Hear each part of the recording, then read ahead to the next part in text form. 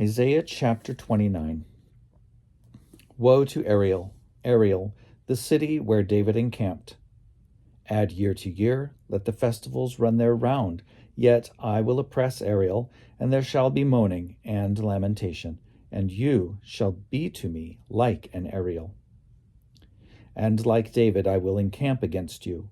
I will besiege you with towers, and raise siege works against you. Then, deep from the earth you shall speak. From low in the dust your words shall come.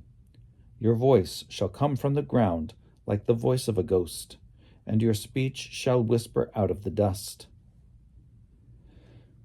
But the multitude of your arrogant ones shall be like fine dust, and the multitude of tyrants like flying chaff. And in an instant, suddenly, you will be visited by the Lord of hosts with thunder and earthquake and great noise, with whirlwind and tempest and the flame of a devouring fire.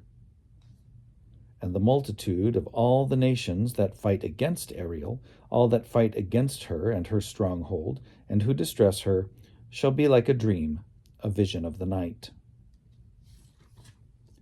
Just as when a hungry person dreams of eating and wakes up still hungry, or a thirsty person dreams of drinking and wakes up faint, still thirsty, so shall the multitude of all the nations be that fight against Mount Zion.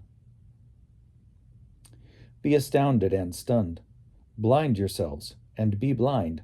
Be drunk, but not from wine. Stagger, but not from strong drink. For the Lord has poured out upon you a spirit of deep sleep.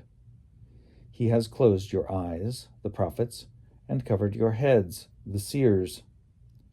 The vision of all this has become for you like the words of a sealed document. If it is given to those who can read with the command, "Read this," they say, "We cannot, for it is sealed." And if it is given to those who cannot read, saying, "Read this," they say, "We cannot read." The Lord said, "Because these peoples draw near with their mouths and honor me with their lips, while their hearts are far from me, and their worship of me is a human commandment learned by rote, so I will again do amazing things with this people, shocking and amazing. The wisdom of their wise shall perish, and the discernment of the discerning shall be hidden. Woe to those who hide a plan too deep for the Lord, whose deeds are in the dark, and who say, 'Who sees us? Who knows us?' You turn things upside down. Shall the potter be regarded as the clay?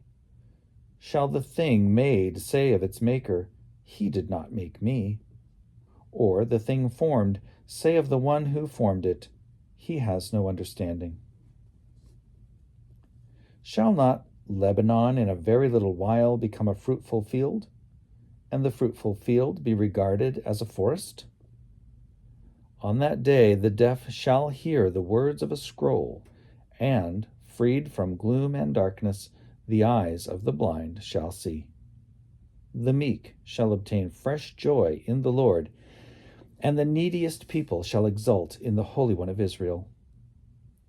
For the tyrant shall be no more, and the scoffer shall cease to be. All those alert to do evil shall be cut off.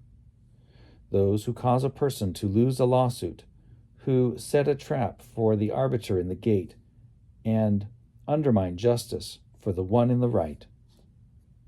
Therefore thus says the Lord, who redeemed Abraham, concerning the house of Jacob.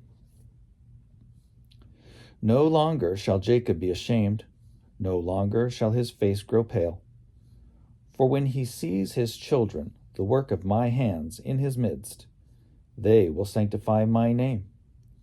They will sanctify the Holy One of Jacob, and will stand in awe of the God of Israel. And those who err in spirit will come to understanding, and those who grumble will accept instruction.